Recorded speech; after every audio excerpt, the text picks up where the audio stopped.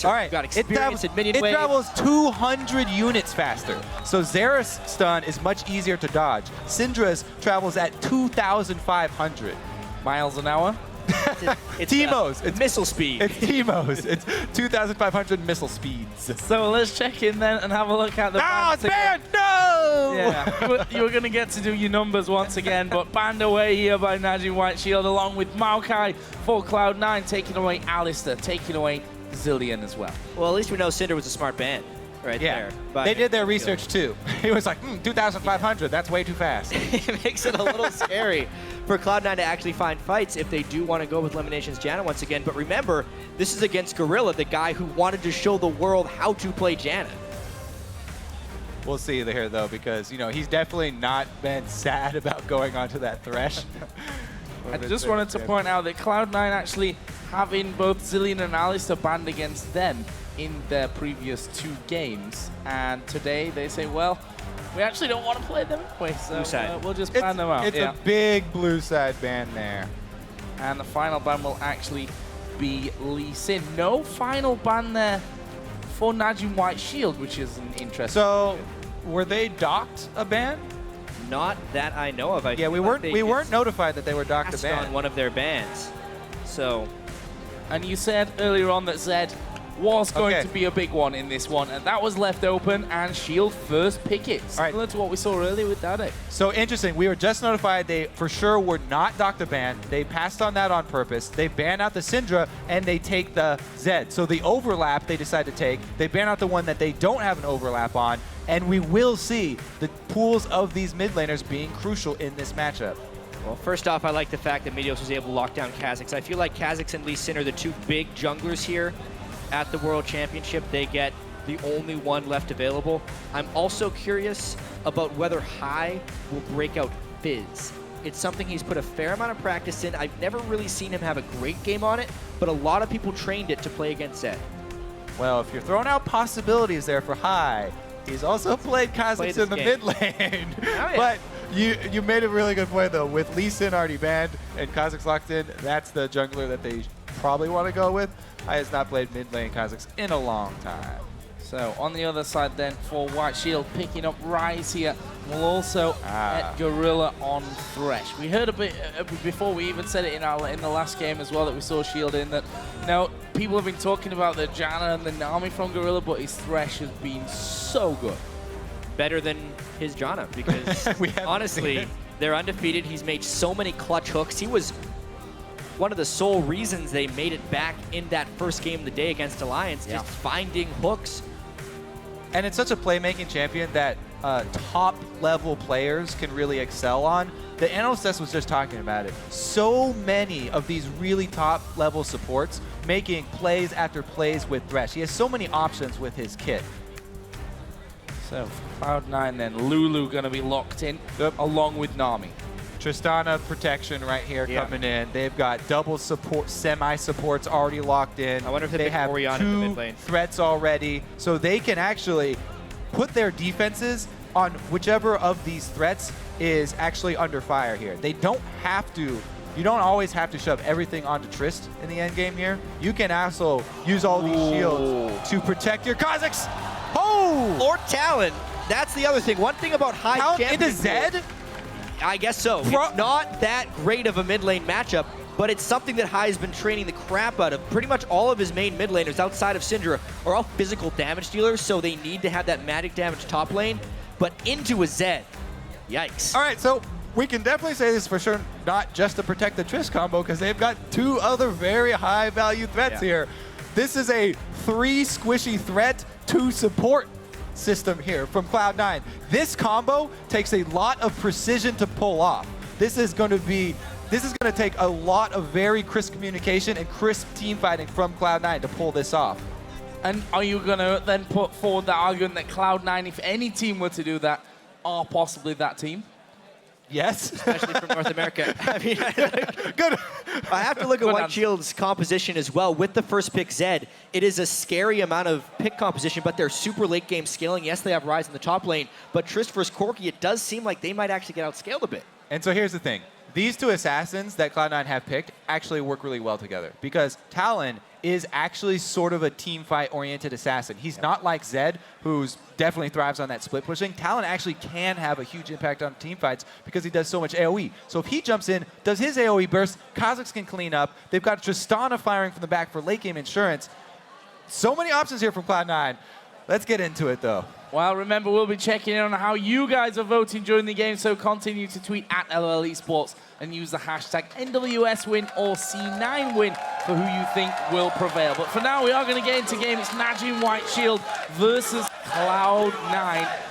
Basically, the game right now to seal who's going to be sat at the top of the group. I also got a last little bit of information about White Shield's missed ban. We have translators actually listening into their champion select as well, and apparently they were discussing the ban, couldn't decide on one, so just left it.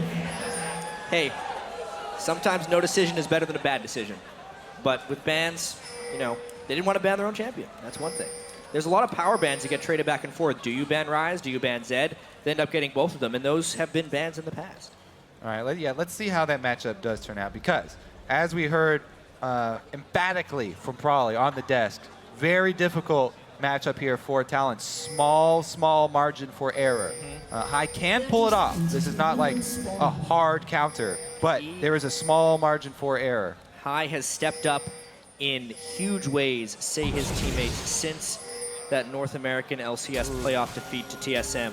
They do get scouted by a nice ward there, so White Shield will have an early game edge here in that regard. Spotted them coming back out of the jungle though, so White Shield know that they're actually safe in there. We'll see if that actually influences where Watch will be starting. We also see Zephyr and Gorilla starting fairly well pushed up this lane. This could be interesting if Cloud9 decide to face check in. So he's standing here to see if there will be that blue invade, to see if there is that swap up top and late side blue invade. NaJin White Shield. Looks like they're actually going to try and start here for a watch. I wonder if they saw that ward go down. I don't think so.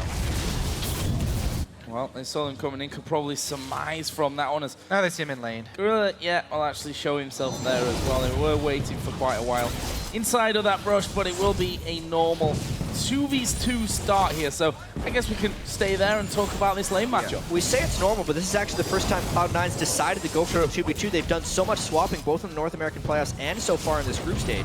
We'll have to see how this Trist-Nami plays out. And you can see Gorilla and Zephyr were up in the lane just in case there was a lane swap. They kind of expected it from Cloud9 because they've done it so often. They were ready to pool those minions and get them to focus to push the minion wave back. And that's also maybe why the rest of the members were sitting up by that blue. But Cloud9 this time around not going for the lane swap. Nami does help out Trist a lot in the lane phase, but early shove here and an early hook. And that's going to be good here for White Shield. Sneaky losing half of his health bar instantly as White Shield hit level 2. There is Cloud9 getting themselves up to level 2 as well. Meteos may be called in, and Watch is actually already down on this bottom side. It would be an incredibly dangerous and also out-of-character gank for Meteos if he actually tries to gank this lane early on. I think he's just going to try and get a bit of vision control and go back to farming. That's generally what he likes to do, is just let the other jungler try his first gank, and when his laners dodge the gank, he then has an edge on the enemy jungler. So far, High is giving as good as he gets in this lane. Now, he has started with the Crystalline Flash, so he doesn't run He can use his abilities to trade more effectively. He tries to get minions in with the harass when he throws out his rake, or tries to get harass in with his minions when he throws it out. 2 for 1. Currently very even as well is that lane. One lane that's not quite as even at this point though is that top lane. We'll visit that in just a moment as we see Watch coming around from the vision of Cloud9. They see Watch looping in there, so they're going to be aware that they could be in danger here, possibly. Watch is going all the way up and will get a very deep ward inside of Cloud9's jungle. So, super early on, Meteos doesn't actually want to fight Watch unless he has, you know, some big vision advantage on him and he can get the jump. Or if he has backup. So later on, he'll be fine and he can outscale. But early on, doesn't want to take those 1 versus 1s because if the police hits that cocoon, it's going to be devastating. Yeah, they're basically just trading pink wards, or sorry, trading deep wards on the map here. It's not unlike Cloud9 to almost sacrifice one lane for the benefit of the other. This game, very early on, they are definitely favoring Balls' side with that deep ward because they know that Sneaky and LemonNation are going to be playing passive for most of that lane. Since they know Balls will be pushed up against Save the majority of the time, the deep wards are much more important on that side. Oh, here comes the hook from Gorilla, but it was pretty much a mile away from Sneaky. Aimed off to the right-hand side. Sneaky just basically standing still there, and that hook just whistling on by and allowed Sneaky to actually get a good Watch thinking about an invade. Oh, they're pinging for the gank up top on Balls. Watch is going to go through Cloud9's jungle. The deep ward didn't help. Yeah. Balls is going to be It's such a deep ward that it missed the ward in what would be a likely scenario. Oh, here comes Safe. Got a Then flash. Watch gonna come through into this one. They're gonna wait until the cocoon comes out. It's a good flash from Balls. Pretty lane- much a textbook escape. That's the best he could have done. That Problem is now his lane is shoved, and so Save up here should be able to. Oh, never mind. He's got an extra ranged minion. It's fine for Balls. It's fine.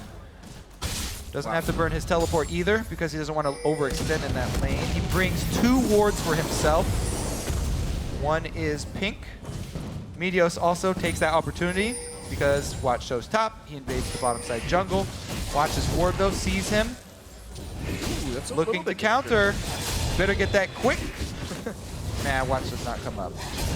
Well, actually headed towards that bottom side of the map where, to be fair, Sneaky and LemonNation have pushed out a little bit from that turret. There are actually no wards in position, so not being able to get up far enough to get that vision down. They do spot Watch coming in. There's a flash into the flame. Can they lock one down? Balls is going to TP in, but LemonNation is going down. His first blood for Zephyr. Balls is there. Oh! Sneaky going aggressive, looking for Zephyr. There is Meteos as well. Gorilla's low. He will be the focus, and Balls will get the kill back. Meanwhile, Save finishes off Sneaky on the top side. He's kind of in no man's land now, though. He's got to escape. It's a 2v1 for White Shield so far, but this fight is not over yet. Zed trying to mirror high. It's going to be a fight. Oh, there's the death mark coming down. Save will move in from the side. Goong going to get some decent damage down, but he's being burnt down by the ignite. He's able to escape, though, in the end. Save did a big loop, and he also lives. High used his ultimate in lane, so he didn't have it there, or they would have been able to turn around on Goong. That's why Goong had the confidence to chase down High and open up an escape route for Save. That fight in the bottom lane, though, was so close. The fact that White Shield came out 2v1 for that one could have very well gone the other way. Let's check this one out real quickly. Obviously, Gorilla starts it off nice. They get enough damage down onto LemonNation. He was close to being able to escape this one. Such an amazing glitter lance by Balls here. I thought they were going to get more casualties, but Sneaky is kind of caught out a bit by himself. Gorilla once again plays on this Thresh, a crucial pick for NaJin White Shield. Gorilla, because of the initiative that he took in the bottom lane trade, even with their teleport coming in later, they still come out ahead. And a 14 CS lead is what remains of that one. A lead for Zephyr. Goong is slightly ahead here of 5, but for all intents and purposes, it is level there as Goong gets the blue buff gifted over to him by Watch. See what High decides to go for. The pickaxe start actually for High. I do have to say, the biggest beneficiary of everything that happened was Save in the top lane. The last of the top lane carries on Rise. First off, Watch's gank early on relieved the pressure Balls was placing on him, and then when he could teleport down to get a kill as well, considering his early game disadvantage, he is sitting pretty up there and primed to carry. He's already got his tier and his catalyst. Building up for him, only 8.5 minutes into this game. Balls back into that lane. Of course, he's going for his Athenes first. Talked about High going for that pickaxe, and actually he's going to go pretty damn aggressive there onto Goong. Is that a signal that he wants to head back? Save again, throwing out the ultimate onto Balls in the top. He's feeling a lot more confident now. Yep, he's got his mana stacking items. He's got that kill you talked about. Balls did get one as well, though, so we're evened up on that. I just want to go over that exchange that we just saw mid, though. High actually spamming his ultimate here in lane. As we said before, he used it in lane before the last exchange for lane control. He gets a lot of damage down on the Zed, but also clears the minion wave very quickly every time he uses his ultimate as well, shoving in Zed. And with the blue buff, it's on a remarkably low cooldown, only 62 seconds, so basically a minute, and you can see he almost has it back up. And it's something we even saw Goom using when he was on Talon against Faker. Oh, Save actually has no flash here after that last encounter down in the bottom lane. Meteos waiting inside of the tri-box. There is a ward there, but Save needs to be careful as to how far up he goes. There is the step forward, and Meteos decides that is going to be the time for him to come in. Can he lock down Save? The slow will come in there. Will they even dive this one? There is a wild growth coming in together. Knock up. There is the lockdown coming back, and Meteos taking a lot of damage. Will they get the kill? It's a pretty common Cloud9 trade. A 10-minute gank up top isn't warded against because the enemy team can just take the dragon on you. They're trading, trying to shut down Save for a big objective. Excuse me, it was Pawn. But yeah, they are going to trade that for the dragon here. NaJin White Shield able to secure that simple exchange of jungle pressure. So, we've hit the 10-minute mark already. 1,500 gold lead for the Korean side of NaJin White Shield. His bottom lane still being held by Zephyr. Thanks in part to Gorilla's amazing play so far. I think we've seen one hook that's gone wide. The rest have been pretty much either dodged with the jumps away from Sneaky or landed to set things up. That might even happen now once again as Zephyr just stepping up there to put as much deep damage down as he can, which will include single auto attack this time around only onto that tower. Meanwhile, Goong's got some free time in that middle lane because we did see Hai recalling to pick himself up the Tiamat. So really, it's just Cloud9 trying to stall this one out a little bit. If we're going into a NaJin White Shield versus Cloud9 game, we can't expect fireworks. The way these teams have actually been able to win games has been through fairly slow, methodical manner. At the moment, though, the lanes are going in White Shield's favor, which is much different than their alliance matchup. It will be explosive, though. With the comp that, ooh, Cloud9 are running. Goong gonna go in there, but Hai being invisible dodges most of the damage to come out, but Goong says, no, I think I'm done in this one. I am running back away. The Ignite was put down by Hai. Meanwhile, Gorilla had also come around the side to maybe try and get involved, as had Watch, and Zephyr had even moved up that river area. Nothing really on the table for them, though, so no kills will go down in that mid lane. Yeah, Cloud9's bottom lane's leaking a little bit right now. I'm wondering when Zeph and Gorilla are going to start putting pressure on the rest of the map, or if they're going to be able to clean that bottom lane quickly, because Gorilla's going to try and make an impact. Now he's going mid. He's making his impact now. Oh, they're going to go in. Can they hook him? No. Flash actually going to be forced from Hai, so, I mean, moving in for that one, forcing out the summoner spell. A win. We saw exactly this same thing from NaJin White Shield's bottom lane last time. Corki Thresh, they got an early lead. Gorilla started roaming. He got mobility boots, and he affected the rest of the map. Uh-oh, Sneaky could be in trouble. Lemon Nation could actually be in trouble here. The hook will land into the box. He's slowed for days. The cocoon follows. There is an exhaust down, and Watch can't get through. Luckily for him, the white comes up there, and he's able to back off. Gorilla might not be so lucky, but the TP from Save is going to come down. Sneaky at less than half HP. Balls is there as well. Oh! They finish him off. They do get one. Save is going to die to the tower, though, and Balls somehow still alive. Finally finished off, but Hai comes down, and he'll clean up that one. Gorilla needs to run as well. In a 5v4, Cloud9 trades the kills beautifully, and Meteos just now arrives. Said it was going to be explosive with the comp that Cloud9 are running. All very squishy, but high damage output. And the dive there from NaJin White Shield turned around very quickly. Gives also Cloud9 some control around this dragon pit. They do clear out the pink ward, but man, those deep wards, NaJin White Shield invading really hard on this blue buff side of Cloud9. Gorilla, as we said, making play after play with this Thresh, flashing that Nami tidal wave. Right after I said it would be a passive game, this happens. Obviously, it looked a little confusing that they backed off, but that's because the balls teleported came in behind the fight. He arrives just about the same time Rise does, and because that's bad. Another kill. Another kill. It's Lemon Nation caught out of position there. I mean, there's 3 men on top of him. Can't really afford to go through there. He also had to just leap away. Means that blue buff is going to be stolen away by by NaJin White Shield. And look at the allocation of wards here. NaJin White Shield, they litter the blue side jungle with wards, as we said, and they continue to fight in that side of the jungle. Cloud9 have 3 pink wards on the top side of the map, but there's nothing going on up there. There are no fights. That is not the battlefield. And what's going to happen with mid-game Dragon Control at this point? It definitely seems like White Shield is going to continue to take those. And how is Cloud9 going to make up for that gold deficit? Yes, it's nice that they're trying to let Balls have success in that lane to shut down Rise, but when you have a solo lane Lulu and a Trist, you kind of have to help Trist out in the laning phase a little bit. I'm scared here for Sneaky falling too far behind. Especially when he's against a Corki, a Trinity Force builder, a caster AD carry. This is going to be a huge, huge boon for NaJin White Shield in the coming teamfights. They've got this tremendous damage output with the Trinity Force Corki versus the Tristana sitting on Avarice Blade and pieces of items. It definitely seems like Cloud9 may be pulling off the top lane strategy a little bit. It's going to be hard pressed though, because there's so many deep wards already in their jungle. They cannot possibly clear these out before the next dragon spawns, and they will be at mercy to Thresh. And if, well, I was just about to praise Gorilla as the young comes through, not quite landing there, as Cloud9 were just trying to clear out those wards, but Gorilla's hit clutch hooks today. And now that we are having more teamfights, we see the armor focus here from Save. He's going straight into that Glacial Shroud.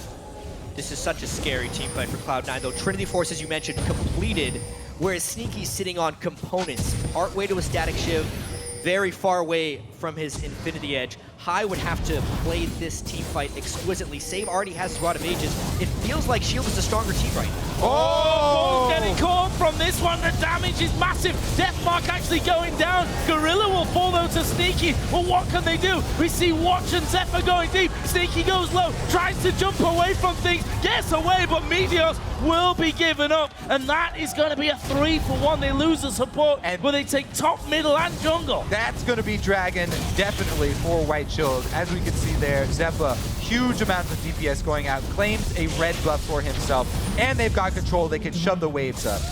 NaJin White Shield paying attention to the power spikes. Trinity Force for Zephyr. Save, even though he wasn't immediately in the fight, could make it over. It was time to fight. They just break this game wide open after that one. All right, so let's see here. High does go for the 100% on Gorilla. This is the support, though, so taking him out did not really affect the team fight. They did draw out his exhaust, but after High uses everything to take down Thresh support, there's so much damage left here from NaJin White Shield, they take over. So, NaJin White Shield, after that Alliance game, obviously said, guys, let's not do that one again. Let's not do it the hard way. Sat 8-5 up in kills, but it's the gold that's the real big difference in this one. And White Shield gonna go for a hook. Just a little bit wide on that one once again. White Shield definitely picked a much stronger mid-game this time around, and they're going to try and close the deal, which is something Alliance could not do. Sneaky was also harassed down at the very beginning of that fight. Didn't get to add much to it. Let's see about this top lane focus, though. Meteos sitting on that pink ward.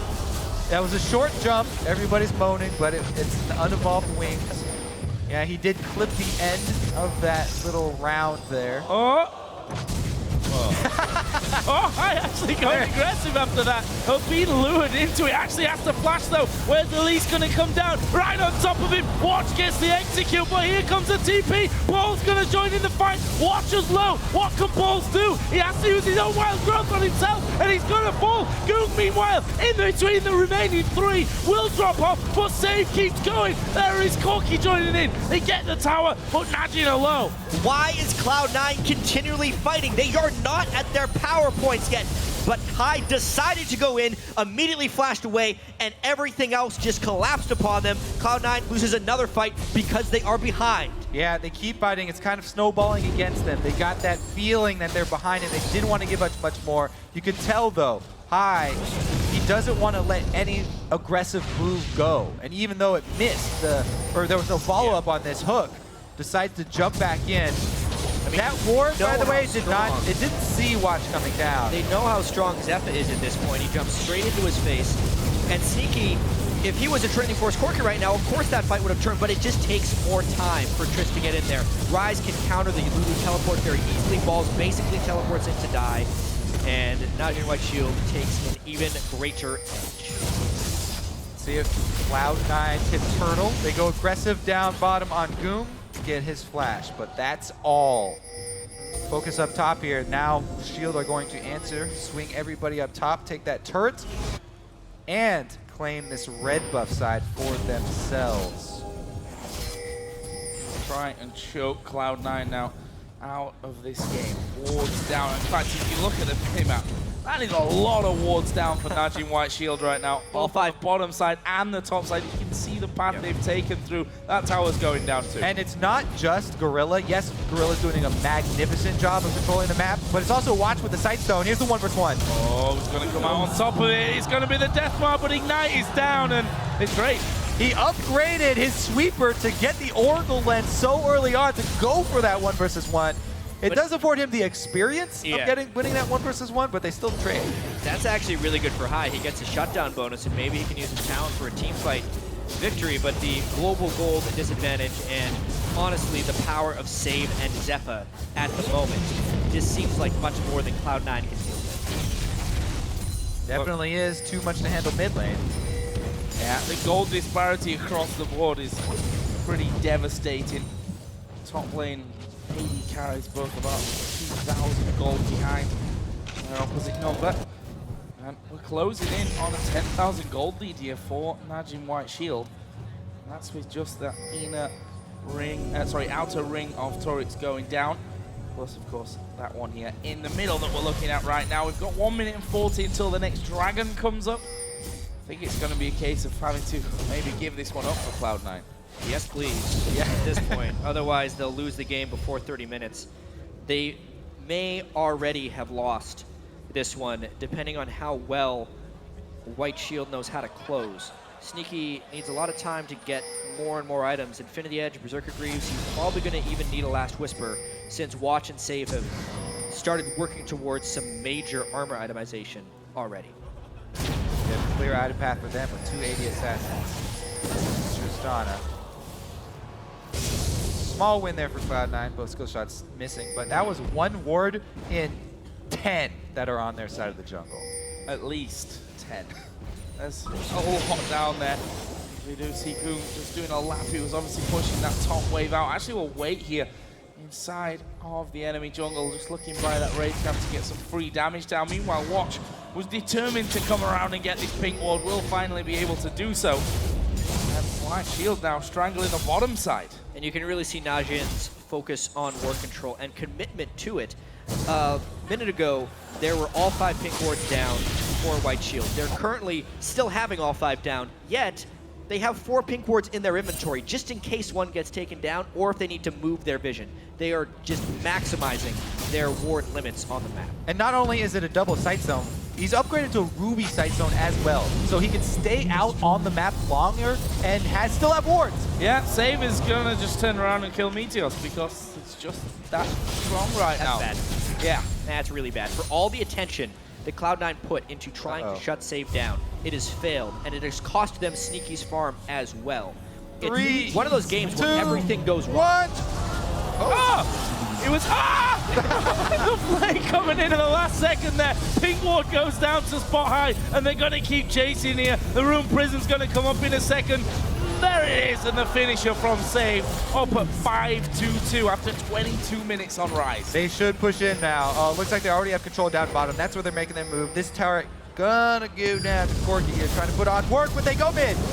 Sneaky, I feel that he may be falling prey once again, and the deathmark does go down. It's Watch actually that finishes off the kill. Meanwhile, Zephyr has been pushing that bottom lane, and across the map, White Shield are just demolishing Cloud9. They got the kills and the turret down at the exact same time. They are not letting this mid-game window go to waste. There's no way they're going to wait around for Tristana to scale up here. NaJin White Shield pushing it very, very hard.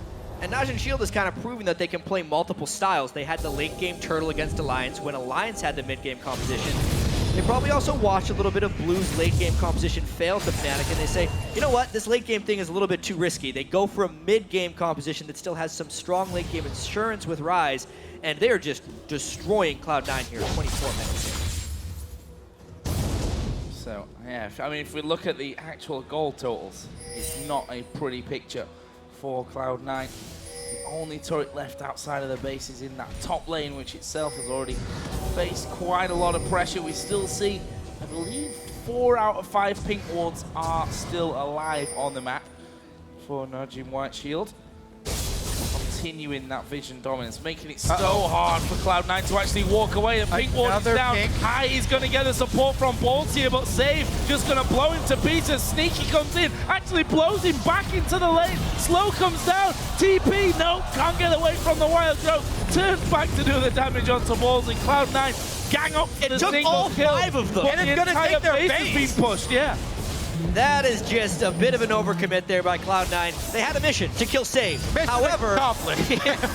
I guess goal not working out. No. Oh dear. They lose the middle inhibitor turret. They're going to lose the top inhibitor turret. One of the inhibitors may go down here as well, and maybe even worse if Gorilla can land a hook. Goong in the meantime still hammering away. Sneaky is pushing the bottom lane. Going to get an inner tower for that one, but there is Goong going on to elimination. Where's the splat? There it is, and he goes back, and Cloud9 left. Oh, where did he go? Okay, back to the middle lane, still alive. They could even get both in him with the kill. They will. They're so far ahead. Yeah, that is a case of winning the battle for Cloud9 with their mission to kill Save, but losing the war. Their entire base is demolished. That's wide open for NaJin White Shield. At least he didn't get away with that teleport. I mean, that would have just been a disaster. At the end of the day, though, High on the run yet again. One more missile. Is out of options here in a lot of different ways. It's crazy too, because imagine how this group is going out, and it's what you touched on earlier, Kobe, in not being able to judge these incredibly competitive groups off of single games. Cloud9 looked really good against Alliance. Alliance had a really good mid game against White Shield, and then Cloud9 had a horrendous mid game here against White Shield, who's going to be 3-0 in this group. Baron is going down here, no doubt about that one. No one around from Cloud9 for even a sneaky attempt to get that one away. In fact, Goong almost stopped from recalling. Even that went wide. Certainly not looking like Cloud9's game. There's more items just going to be collected in, and well, there's a stark difference between these two lineups. He just will be getting himself a blue buff for what good that will do. They, of course, have 2 inhibitors down. With those super minions streaming in, only the bottom lane still has a turret and the inhib left remaining. But if White Shield wish to take that one, I think that they will just go in there and take it. Yeah, inhibitor number 3 should not be far away. There is so much armor on the side of White Shield. Balls is not a big enough threat on Lulu. Rise or Elise can probably just walk into the turret. However, that's actually a really clever catch there by Cloud9, being way farther out than NaJin White Shield expected to be. Saves it here to save the day, though. Oh, there is a tidal wave, but the death mark will come through. Wild Growth comes in. Oh, Goom tries to get out, didn't get the kill, and will force a sneaky. They hold. About the only possible way they could hold as well. They get a catch, and then they catch Goong and some over-aggression. If all White Shield did was slowly move as a 5-man unit and wait for the super minions to draw the attention of 2 people on Cloud9, the 3rd inhibitor would have been comically easy to attain. But they didn't, and now Cloud9 gets to devote all their attention to wave clearing the super minions, and White Shield can't push with 3. Yep. Wait around for round 2 here inside the base. They still can't really venture out onto the map. Pretty much the entire map now, NaJin Shield territory. That's a scary sight, that vision toggle right there. Cloud9 literally sees nothing of the map. Oh, sorry, I lied. There is 1 ward down by the bottom of River. For what good that will do at this point. Didn't even get swept yet, so they got that going for them. Which is nice. That is nice. Cloud9, they really needed the turtle enough. They need a few more minutes for their inhibitors to come back up. I don't think we're going to see NaJin White Shield get caught out yet again. If somehow they could force the fight the instant NaJin White Shield groups, that would make it so the super minions don't necessarily have time to finish their Nexus turrets. But looking at that wave in the top lane, High actually has to go there right now, which is bad timing considering White Shield is knocking on the bottom lane door. Oh, hook coming through. Doesn't get the fish though. Lemon Nation survives for now. Just waiting for that next minion wave. That top lane wave would kill their rolling through. And Yeah, they're going to just go straight in on towards that inhib turret. The hook again, aim this time for Sneaky, doesn't connect. Turret goes down. Lemon Nation being caught out on one side. He is surely going to fall here. It will be Goong to pick that one up. Inhibitor number 3 is going to go down. The super minions are already through there and taking the tower aggro. Hook comes down onto Balls as well. He will use the wild growth. That won't be enough though to keep him alive. And White Shield just ripping through both Cloud9 and their base here as they go. Both Nexus turrets are going to go down. It looks like Safe wants a bit more of the action here. Will be able to get in there. It's actually Goong that steals the 1 kill. He takes down Sneaky, and NaJin White Shield finish off the game here in classy style. A very one-sided encounter. Brilliant performance from Shield. And they take command of their group now. 3-0. They have beaten every team in the group in their first matchup. This one, very convincing. They struggled a little bit against Alliance, but as far as their ultimate goal, which is advancing through this group, they're looking pretty good. It's funny as well, I think most people, if they were to look at the 3 Korean teams, would look at Blue and White to go through their groups without problems, and maybe White Shield the ones that were beatable on paper. So far, NaJin White Shield looking very, very strong. Not untouchable though. Alliance pushing them a very long way in that previous encounter. But we've got the points on the board, and that's what counts after your first 3 games. And Cloud9 trying something we have not seen from them before. This 3 very squishy threat team with the double supports not working out for them in group stages here. And that's the beauty of the fact that everyone plays everyone twice, right? So you can come in the first game and say, we've got this curveball strategy that might work out for us, that we might be able to catch them off guard with. Yes, okay, if you lose, you're losing a game in the group stage, but you can always revert it and change it for the next time that you meet. And I definitely